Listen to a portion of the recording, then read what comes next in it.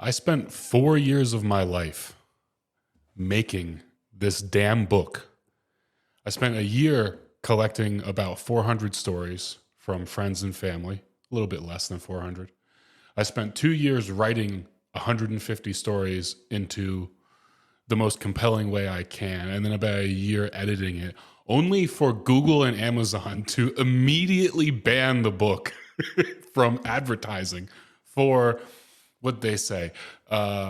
Glorifying illegal behavior is, I believe, the exact words they used. How many books on Amazon glorify it? Now, to be fair, they do let me sell it. They're willing to take a piece. They're just not willing to let me advertise it. It is what it is. So I guess this is the best advertisement I can do. So I'll leave you with a story, one of my favorite stories, and one that doesn't come up in the book. By the way, Seeking Squalor, Toilet Umbrellas and Champagne Chandeliers, Amazon. About how I ended up in an interrogation room with a high-ranking member of the Chinese Communist Party. Okay, so my visas were always taken care of by the school I worked with. That was one of the perks of working for a public school, because public schools would hire a person and they would take care of that. If you're working for a private school, you have to do it yourself.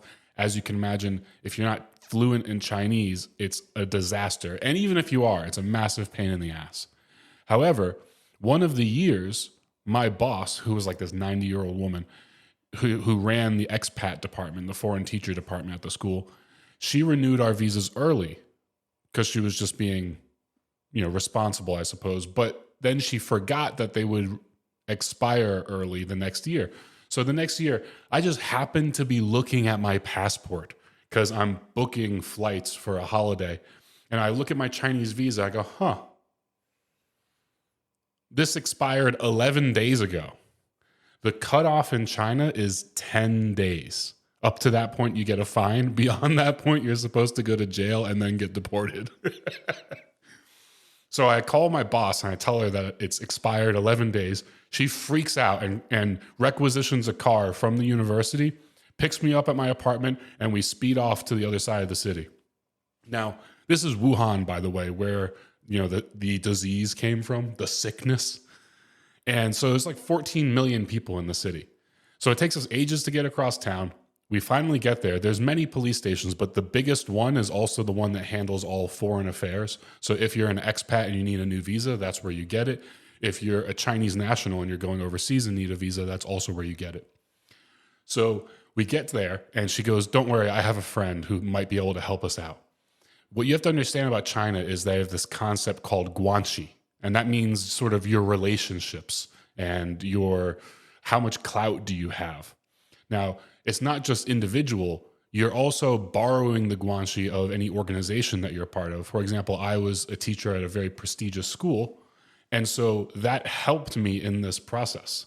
The lady that runs the department, she has these friends. Her guanxi is the reason that she can sort of flex these relationships.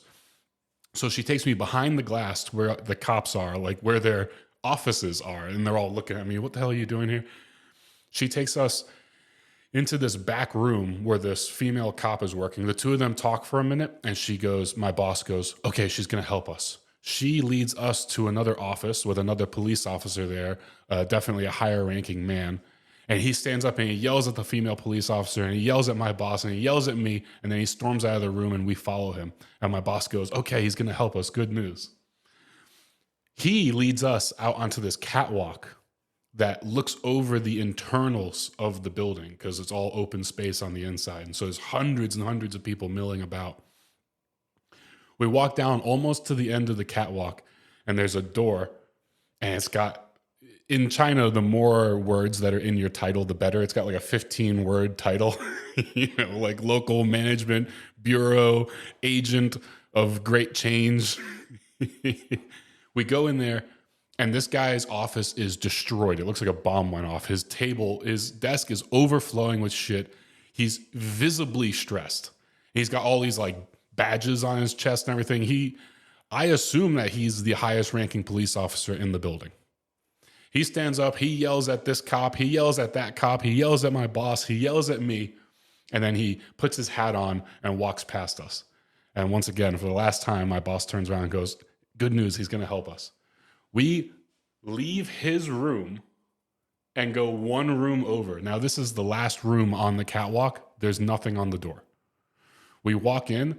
The room is completely empty. Every shelf is empty. His desk has literally nothing on it, not even a single pen. The room is empty. And there's a small, completely unassuming man in just like a black t-shirt and slacks, just a regular dude. He was looking out the floor-to-ceiling window when we walked in. He turns around. The police chief or whoever that other person was tries to speak to him. He just ignores him. He ignores the next cop, and my boss sees me, just walks straight across the room, puts his hand out and goes, hey, how you doing? Flawless American accent. He sounded like he grew up in California. He and I proceed to have one of the most mind-bending experiences that I've ever had, where he first is confused. He's like, how did you let your visa expire? Are you retarded? He didn't say that, but that's what he implied.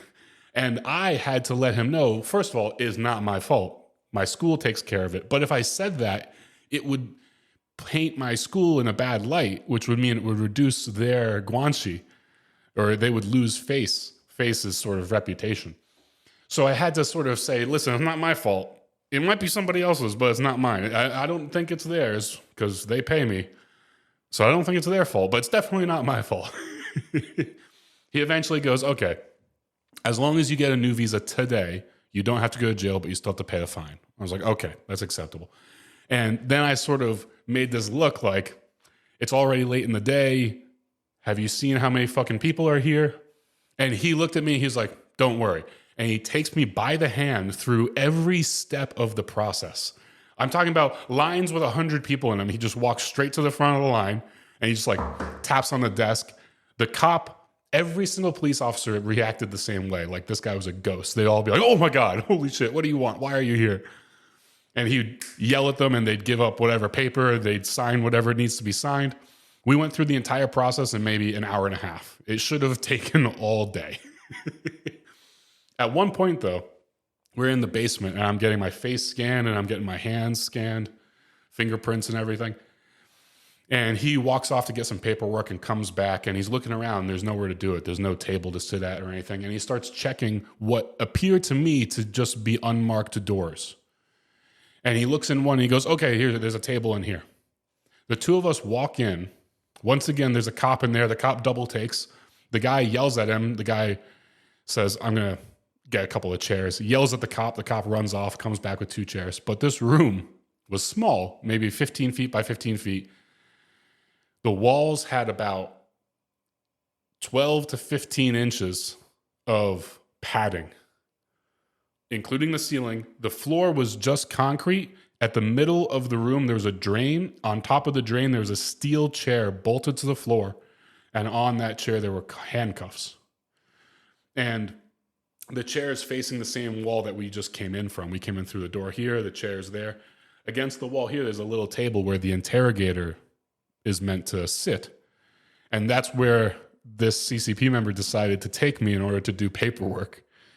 And we're sitting there, and I'm doing pretty mundane paperwork, and we're having a conversation about his family, who are American citizens. He kept telling me that his wife and he had 2 kids. I think there were 2 daughters. And then they're living in California, and both of his daughters are enrolled in a Californian college, and they've all got American citizenships, and they love it in America. And he was just having the most like down-to-earth chat with me the entire time. He never really addressed any of the other Chinese people. But at one point, I'm sitting at this desk, the interrogator's desk. Thank God I'm not sitting in the torture chair. The torture chair is behind me.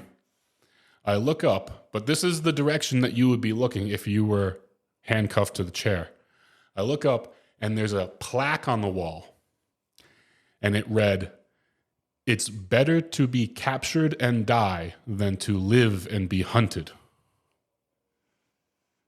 So I had that looking at me for the rest of the time while I was doing my paperwork. Finished up, got out of there. And if you like that story, there's 150 more in this book, Seeking Squalor, Toilet Umbrellas and Champagne Chandeliers. Buy it on Amazon because I am not allowed to advertise it. So word of mouth is the only way this is getting around.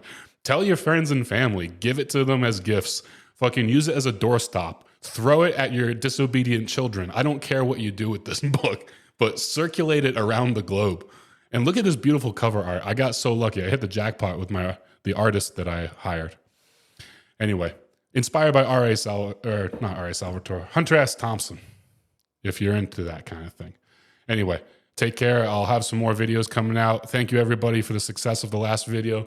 Literally the most successful thing I've ever made on social media. So incredible, like 149,000 views in 12 days, 15 days. Incredible. 3,200 comments. I tried to get to as many of you as I could. I think I probably answered like 500 comments. It feels like I answered 500, maybe. Anyway, take care.